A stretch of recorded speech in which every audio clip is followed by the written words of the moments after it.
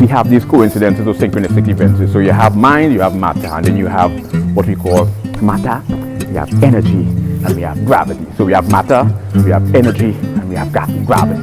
They are a trichotomy. Right? They're all contingent on each other, but they're like the matter.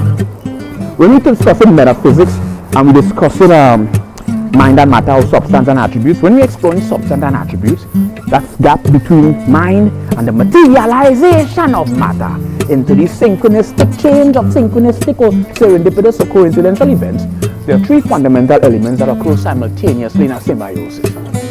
Mind, you have matter, you have energy, and you have gravity.